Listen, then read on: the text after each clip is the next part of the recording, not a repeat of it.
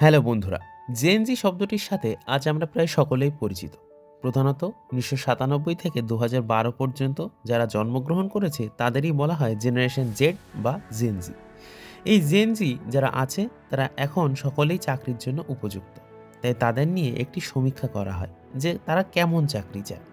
প্রায় ২৩,০০০ চাকরি প্রার্থীকে নিয়ে এই সমীক্ষা হয়, যেখানে অর্ধেকের বেশিই ছিল জেনজি, এবং সেখানে প্রায় ৮০ ধরনের চাকরির অফার করা হয়।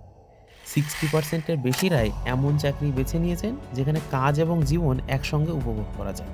অর্থাৎ তারা চায় ওয়ার্ক লাইফ ব্যালেন্স। ইনফোসিসের কর্তা বলেছিলেন সপ্তাহে ৭২ ঘন্টা কাজের কথা। এমন হলে বোধহয় তার সংস্থায় কাজই করতে চাইবে না জেনজি।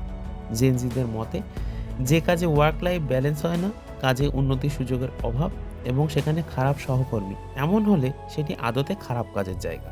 এ ব্যাপারে তোমার কি মতামত তা কমেন্টস বক্সে অবশ্যই জানাও। আর তুমি যদি চ্যানেলে নতুন হয়ে থাকো তাহলে চ্যানেলটি সাবস্ক্রাইব করতে ভুলো না।